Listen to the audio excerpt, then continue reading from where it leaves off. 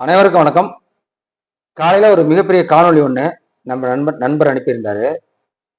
அதுல பாத்தீங்கன்னா சிறுவன் கையில் மது கோப்பை அப்படின்னா சிறுவன் சாராயம் குடிக்கிறானா அப்படிங்கிற ஒரு காணொளி வந்தது. அந்த காணொளி எப்படி உண்மையா அப்படின்ட்டு நான் நண்பர்கிட்ட கேட்டேன். ஆமாம், இது உண்மைதான். ஆனா எந்த ஊருன்னு அவர் சொல்லல. கிட்டத்தட்ட 10 வயது 15 வயது மதிக்கத்தக்க ஒரு சிறுவன் கையில் ஒரு மது குடிக்கக்கூடிய ஒரு காட்சி.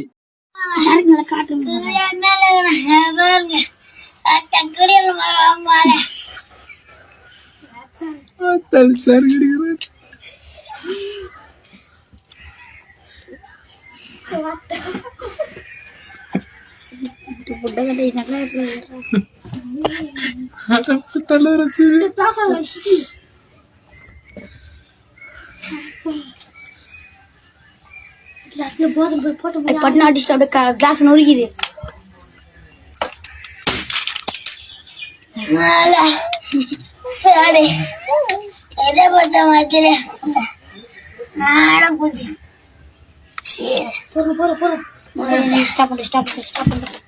மதுபான கடையை நாங்க வந்தா மதுபான கடையை எடுத்துருவோம் அப்படின்னு சொல்லிதான் வாக்கு கேட்கிறாரு.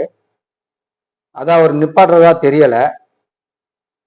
இப்போ மதுபானம் முத தமிழ்நாட்டுக்கு அறிமுகப்படுத்திய யாருன்னா, டாஸ்மாக்ங்கிறத அறிமுகப்படுத்திய யாருன்னா நம்ம முன்னாள் முதல்வர் எம்ஜி ராமச்சந்திரன் அவர்கள். அவர் தான் 1983 மதுபான கடையை சில்லறை விற்பனை, டாஸ்மாக் என்ற நிறுவனம் சில்லறை விற்பனையை மட்டும் தனியாருக்கு கொடுத்தாரு. அதுக்கு பிறகு வந்த ஐயா ஜெயலலிதா அம்மையார் அவர்கள் டாஸ்மாக் நிறுவனம் முழுவதும் அரசின் கட்டுப்பாட்டில் இருக்குமாறு நிறுவினார். மது அமலில் இல்லாதப்ப, தமிழ்நாட்டு மது அமலில் இல்லாதப்ப கலைஞர் 70 காலகட்டத்தில் அவர் தான் முதலா கொஞ்சம் தளர்த்தினாரு மது விலக்குல இருந்து. ஏன்னா பொருளாதார நெருக்கடி அவருக்கு இருந்ததான். அதனால மதுவை தளர்த்தி விட்டாரு. மாற்று பொருளாதாரம் தெரியலைங்கிறது அவங்களுக்கு தெரியுது, நமக்கு தெரியுது.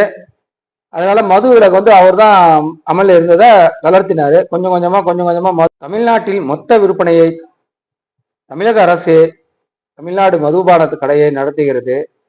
இதை எப்ப மூடுவாங்கன்னு தெரியல. ஆனா நாம் தமிழர் கட்சி ஆட்சிக்கு வந்த உடனே அடுத்த நிமிஷமே மறுநாளே இந்த மதுபான கடையை சுத்தமா தூக்கிடுவோம். இது மாற்று கருத்து இல்லை. நாங்க உறுதியா அதை செய்வோம். நீங்க ஒன்னே ஒன்று செய்யறதான், நாம் தமிழர் கட்சியின் விவசாய சின்னத்துக்கு மட்டும் வாக்கு செலுத்துங்க. அது போதும். மித்ததெல்லாம் அண்ணன் சீமானண்ணன் பார்த்து பாப்பல. நீங்க கவலைப்படாதீங்க.